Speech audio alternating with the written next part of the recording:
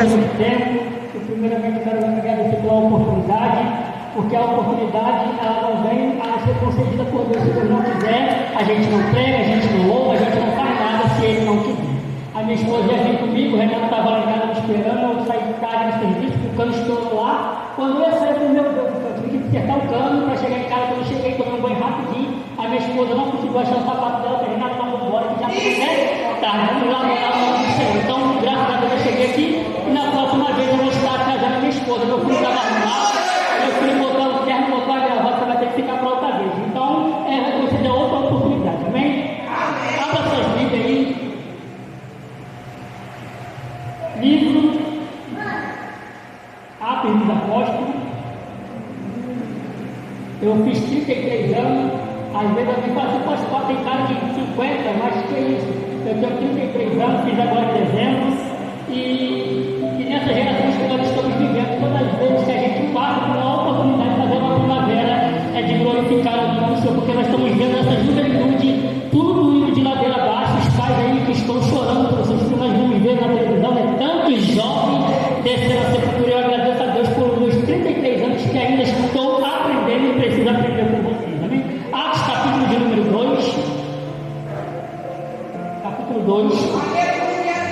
capítulo de número 2, ele já está em nosso meio, tá bom? Quem quiser adorar, pode adorar, quem quiser plantar, exaltar, pode exaltar, porque o culto, muitas das vezes a gente fala assim, eu vou lá para o culto, mas está errado. A gente fala que vamos prestar culto, a gente não precisa do cantor vir adorar, a gente que faz o nosso próprio culto. Então, se você vem cultuar nesta noite, deixe o seu melhor culto nesta noite, né?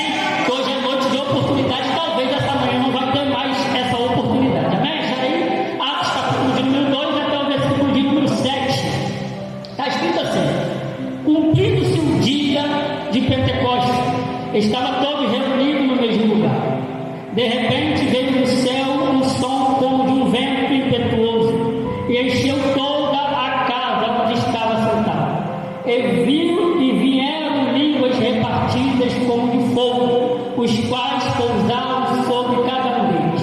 E todos foram cheios do Espírito Santo e começaram a falar em outras línguas, conforme o Espírito Santo lhe concedia que falasse. E em Jerusalém estava habitando judeus e homens religiosos de todas as nações, que estavam debaixo do céu. E correndo aquela voz, ajuntou-se uma grande multidão, e estava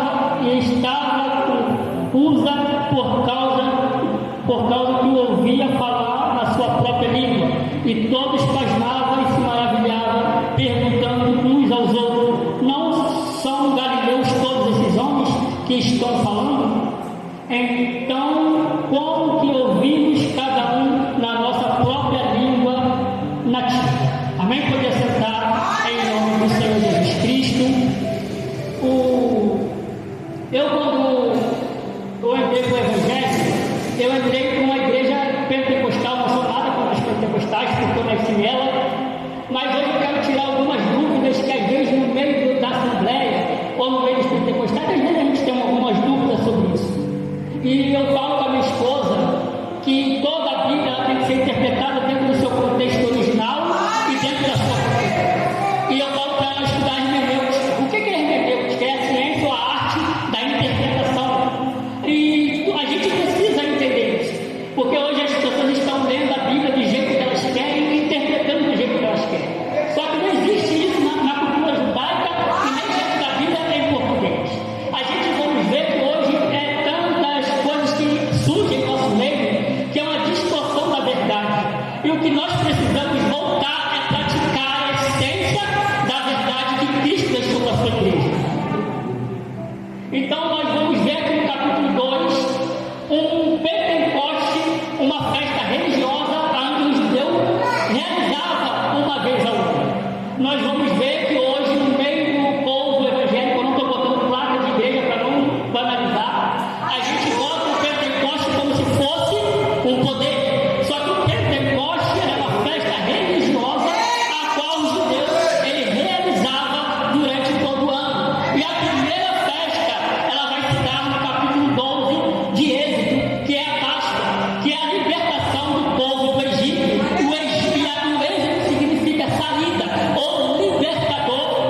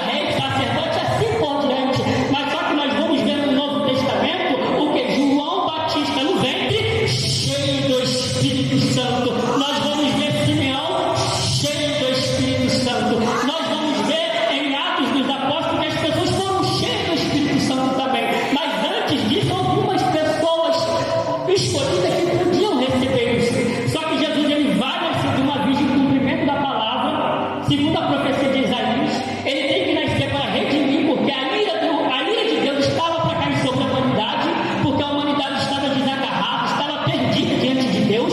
Jesus tem que nascer para morrer por meu e teu pecado. Ele nasce, ele não peca, ele não mente, ele não erra, ele é perfeito em todos os seus caminhos. Mas Isaías 53 vai dizer que ele levou as nossas transgressões, como o cordeiro mudo não abriu a boca, foi até o fim. Por mim e por você, ele vai nascer para um propósito. Só que os judeus esperavam Jesus político, esperavam Jesus que pudesse libertar da opressão romana. Só que Jesus veio para um propósito espiritual e os discípulos não estavam entendendo. E Jesus ele vai em direção à cruz, e era a cruz que permitia que nós pudéssemos ser livres do pecado. Ele vai pagar um preço que ninguém podia pagar. Então os discípulos vai dizer, até o próprio Pedro vai dizer: Senhor, não te faça que isso possa te acontecer, morrer na cruz. Se tu for, eu vou contigo. Mas Pedro não entendia o propósito.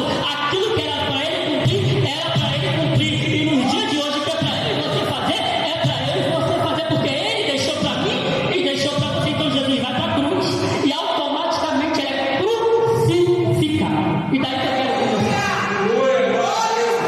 Quando Jesus é crucificado, antes de Jesus ser crucificado, os discípulos se despedem, se espalham, porque prenderam Jesus, e os discípulos se escondem com ele. Ele vai ser crucificado, e ele ali, quando está na cruz sendo crucificado, o único que permanece dos apóstolos foi João, que escreveu o livro de Apocalipse. Então o resto tudo sumiu. Só que Judas, ele podia se arrepender igual Pedro se arrependeu, porque Pedro também traiu. Não é só porque o nome dele era Judas, porque na Bíblia existem vários outros Judas, não era só por causa disso.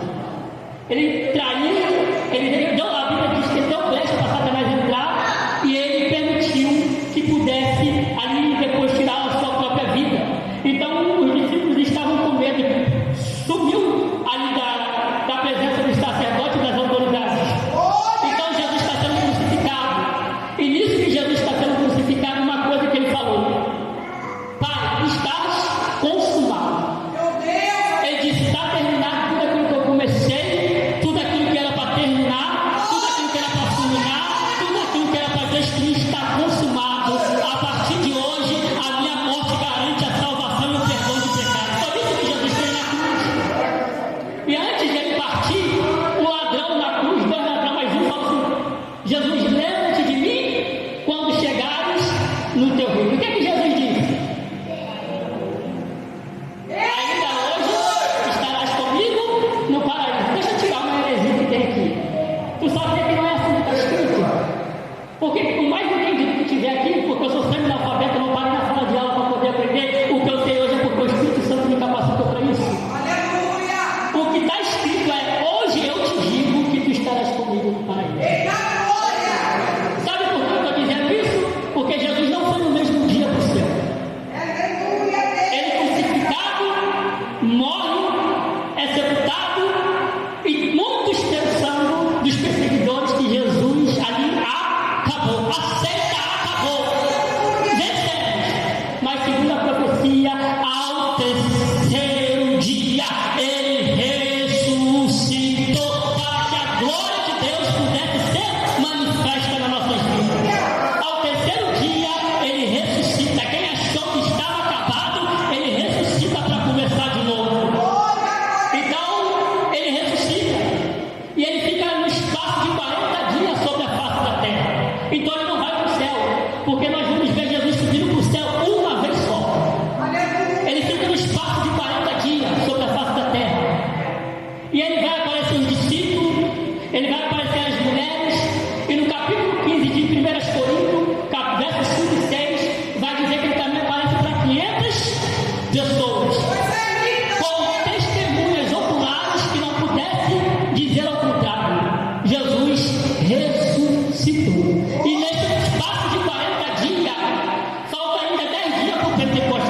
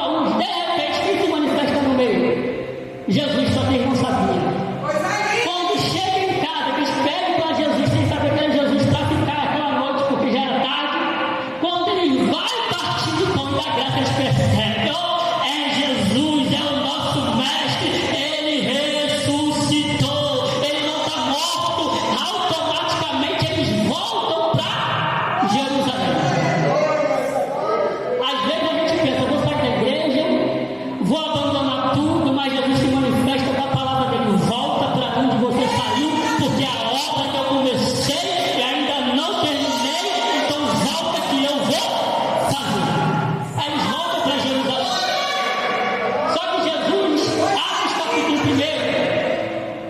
esse livro de Atos foi escrito para um homem, às vezes um casal chamado Teófilo, que no grego quer dizer amigo de Deus. Ele vai relatar o primeiro tratado do livro chamado também Lucas, e Atos também é um volume só. Ele vai dizer tudo que Jesus começou e também ele ensinou. Tem gente que ensina, mas não faz, e tem gente que faz, mas também não ensina. Só que Jesus, ele tinha as duas coisas, ele ensinava e fazia. Tem gente que fala, vai pregar, mas na verdade ele não prega. Vai fazer, na verdade ele não faz. Jesus falou, vamos fazer. Ele ensinava e estava presente. Tem gente que só gosta de mandar, essa realidade, né? Tem gente que só gosta de mandar, mas Jesus mandava e fazia. Jesus, ele não só mandava, Jesus ensinava e também fazia. Então vai dizer que no dia em que ele vai embora para o céu, ele vai lhe dar instrução: ficar em Jerusalém, permaneça em Jerusalém, não sai de lá, até que do alto seja revestido do poder. Vocês vão ser testemunha em Jerusalém, Samaria, Judéia e aos confins das terras. Ele vai mandar eles ficar em Jerusalém para receber poder. É isso que vai acontecer. E ele vai ser levado ao céu. Se lembra do capítulo 14 de João, o que está escrito lá? Não turbe o vosso coração. Credes em Deus, credes também em mim, porque na casa do meu pai há muita morada. Se eu não fosse assim, eu não vos teria dito, eu vou preparar um lugar, mas vou voltar para buscar vocês. E Jesus, no capítulo 1 de Atos, ele está indo para o céu, mas ele vai um dia voltar para arrebatar a sua igreja. Ele vai voltar para arrebatar a sua igreja. E uma outra heresia que às vezes a gente comete: Jesus está voltando e ele não está voltando. Porque quem está voltando, ele está na beira da estrada, está caminhando em direção, só que Jesus não está fazendo isso. Jesus, ele vai voltar. Ele vai se preparar para poder voltar. Só que quando nós falamos que ele está voltando, é sinal que ele está na beira da estrada, na beira do caminho. Ele vai voltar. E olha o que os dois jovens vão dizer: por que vocês estão olhando para cima atônitos? Por que vocês estão desesperados olhando para cima? Esse Jesus que vocês estão vendo subir há de voltar também de novo. Então fica tranquilo, deixa as perseguições, deixa as calúnias, deixa as preocupações te perseguir, porque esse Jesus que foi, ele vai voltar para nos buscar, e todo choro, lágrimas, dores, perseguições, elas vão de acabar, vão acabar. E para isso nós precisamos manter firmes e fiéis ao Senhor. Eu já vou terminar, deixa eu beber um pouco d'água, não dá tempo. Olha o que vai acontecer. Ele vai para o céu, ele deixa uma ordenança de ficar em Jerusalém, até que do alto seja revestido do poder.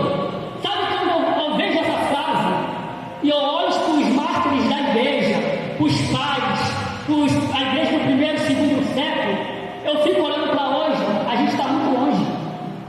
A gente, se for pegar a história do que esses homens passaram, a gente está muito longe. As pessoas não podem olhar para a gente de cara feia que quer sair da igreja. As pessoas não podem falar mal da gente que quer sair da igreja. As pessoas não podem pisar no pé, não gostam mais do irmão, vão sair da igreja. Primeiro, deixa eu falar uma coisa aqui: igreja não é parede. Igreja nunca foi parede. Eu não estou falando heresia aqui, porque se eu estiver falando heresia, os irmãos podem me pegar. Eu não estou falando heresia. Igreja nunca foi parede. Igreja também nunca foi eu. Que isso? Sim, igreja nunca foi eu. Igreja somos nós. Quando você sai, você é parte do corpo de Cristo, o membro saindo, ele apodrece. Mas quando você está no corpo, o corpo tem vida. Então quando as pessoas saem, elas saem do corpo. E todo membro fora do corpo, o que acontece? Apodrece. Então a igreja nunca foi parede, a igreja sempre foi pessoas reunidas. Isso é igreja. Então eles vão ficar em Jerusalém para receber poder. Só que esse poder não é para poder ficar em quatro paredes. Esse poder tinha um propósito para ganhar outras pessoas. Porque no antigo Israel, na antiga igreja de Israel, que era um pessoal em Êxodo, esse antigo povo, até Deus estabelejava em Israel ficava no meio, as nações ficavam em volta.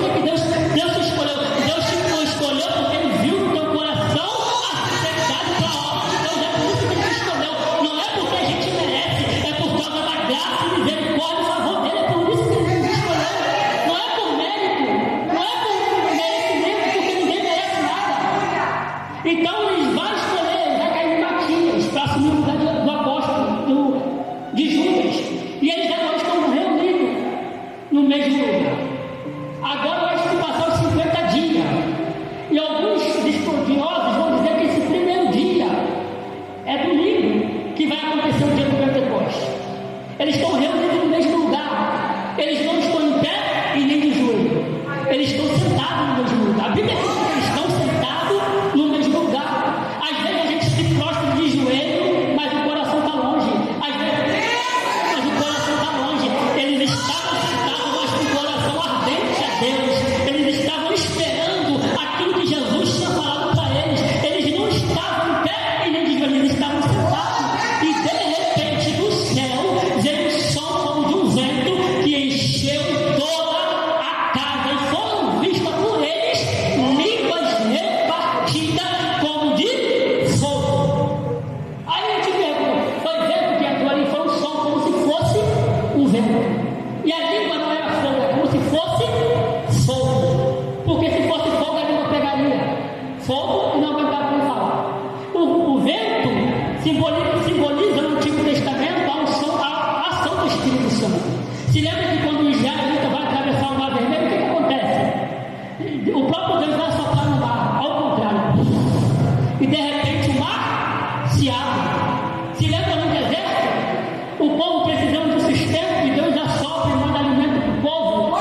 Porque no grego, pneuma significa alma. E ruá, no hebraico, vento. Então o Espírito Santo também significa vento. O Espírito Santo também simbolizava vento.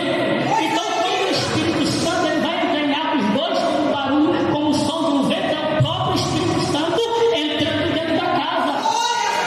E de repente eles começam a falar em outras línguas. Não é língua estranha, é língua conhecida. Com de mais de 15 nações reunidas ali, eles falavam e as pessoas entendiam o que eles estavam falando. Então deixa eu te falar uma coisa aqui. Se você for para hoje para a Holanda, Israel, Estados Unidos pregar, se você só sabe por quê, se ele for te usar com outras línguas, ele vai te usar. É para isso que eles foram ungidos, enchendo o Espírito Santo para ganhar as demais nações que estavam reunidas ali para ouvir as grandezas de Deus. Foi isso que aconteceu. Porque acho que no livro de Gênesis 10, o povo falava só uma só língua. Pela rebeldia, e pecado, rebelião, Deus fez o quê? Embaraçou tudo. Mas no livro, no capítulo 2 de Atos dos Apóstolos, ele vai unificar de novo as línguas. Ele vai fazer de uma só família. Ele vai fazer um só povo. Aquilo que eu prego aqui, se eu pregar nos Estados Unidos, é a mesma coisa. Aquilo que eu prego aqui, se eu pregar na Itália, é a mesma pregação. Porque aquilo que eu falo aqui, eles também não te entendem lá. Então a mesma língua que eu falo aqui, é a língua que eu falo lá. Porque a palavra de Deus, ela é verdade aqui e ela é verdade lá. Então quando eles começam a falar em línguas, o povo, opa, peraí. Como é que vocês estão falando em línguas se são tudo galileu? Eles não sabem esse idioma que nós sabemos, porque nós nascemos numa pátria que a nossa língua não é essa língua que eles estão falando. Como é que eles não têm essa cultura que estão falando? Então, quando eles escutam a grandeza de Deus, eles ficam maravilhados. Não foi coisa de louco, foi coisa sobrenatural. Foi Deus que mandou para ganhar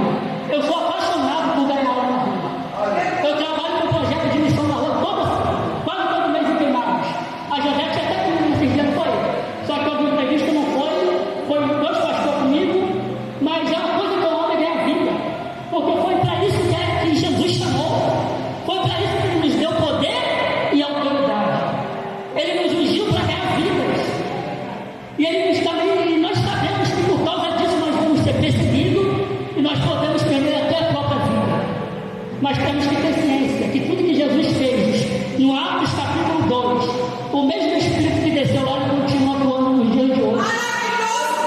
O Pentecoste não vai acontecer mais, porque o Pentecoste aconteceu lá, mas o Espírito Santo, ele continua até o dia de hoje operando como operou lá. Aí eu te pergunto, o que Jesus disse?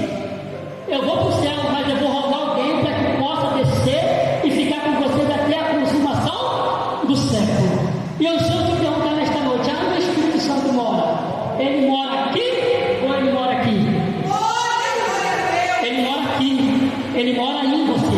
Porque Paulo fala que nós somos templo e morada do Espírito Santo. Aonde você for, ele vai contigo. Aonde você pisar, ele pisa contigo. Porque o Espírito Santo, ele é presente em nossas vidas. Amém? E até agradecendo a oportunidade em nome de Jesus.